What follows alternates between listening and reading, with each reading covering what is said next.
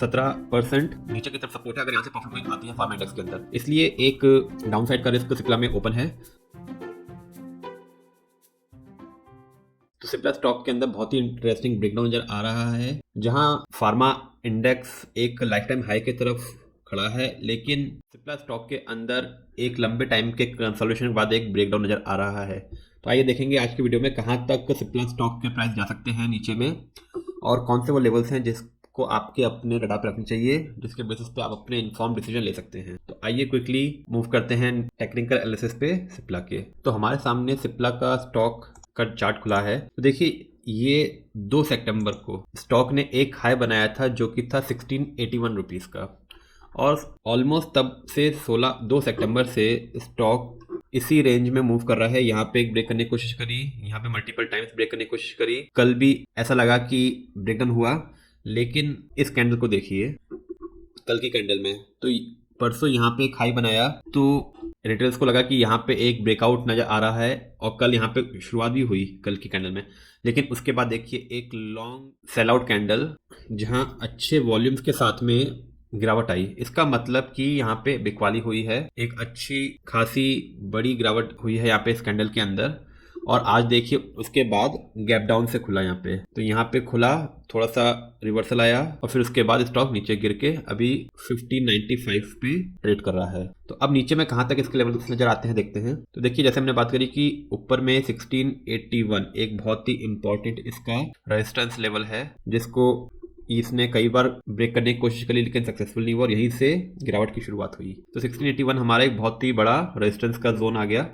और नीचे में अगर बात करें तो देखिए ये एक सपोर्ट लेवल था जहां पे मल्टीपल टाइम्स स्टॉक सपोर्ट लेना चाह रहा था, और ये लेवल है 1615। तो 1681 अपर में और 1615 इसका जोन था जिसको इसने आज ब्रेक कर दिया है। तो 1615 अब एक बहुत इंपॉर्टेंट लेवल का काम करेगा। अगर 1615 के ऊपर स्टॉक जाके सस्टेन करता है तो हो सकता है फिर से कंसोलिडेशन जोन में आए, लेकिन जब तक ये 1615 के नीचे है तो इसमें नेगेटिव बायस बना रहेगा और गिरावट की एक उम्मीद बनी रहेगी। और नीचे में लेवल की बात करें तो आपको ये लेवल नजर आ रहा होगा जहां पे इसने एक इंपॉर्टेंट लेवल क्रिएट किया था। तो ऑलमोस्ट यहां से राइज के बाद एक पीक बनाया था जहां से एक कंसोलिडेशन ब्रेकआउट किया था। तो ये लेवल बहुत इंपॉर्टेंट है, और ये लेवल है 1510। तो करंटली यहाँ से 100 रुपए की गिरावट नजर आती है, 1596 करंट प्राइस चल रहा है, तो 1510 तक एक नीचे लेवल नजर रहेगा। और अगर 1510 के नीचे गिरता है स्टॉक तो उसके ऊपर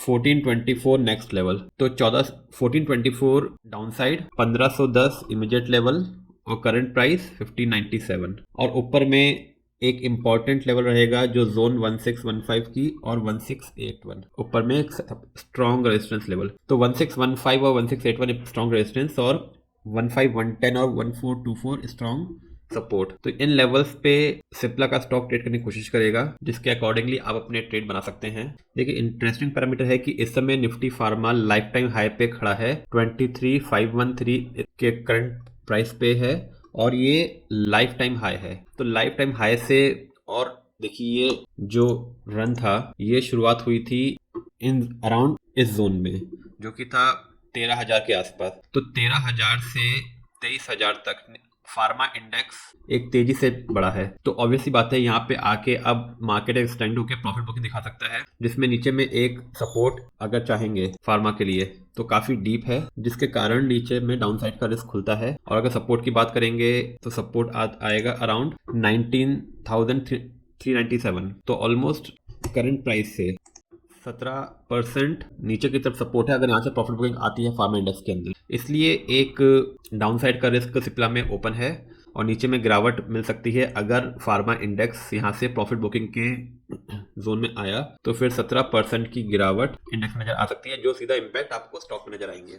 इसलिए आपको लेवल्स के साथ में अपने सिप्ला के अंदर स्ट्रेटेजी बनानी चाहिए। होप आपको लेवल्स समझ में आएंगे कि कहाँ पे हमें एंट्री और कहाँ पे एग्जिट करना चाहिए सिप्ला स्टॉक के अंदर। आपके रिस्क रिवॉर्ड रेशियो के अकॉर्डिंगली अपने रख सकते हैं, और अगर आपका पोर्टफोलियो इन्वेस्टमेंट के प्रोस्पेक्ट है तो आप अपने रिस्क रिवॉर्ड का रेशियो मेंटेन करके आप कितना रिस्क नीचे देख सकते हैं उसके अकॉर्डिंगली कंटिन्यू रख सकते हैं, क्योंकि ऑब्वियसली अच्छा स्टॉक है।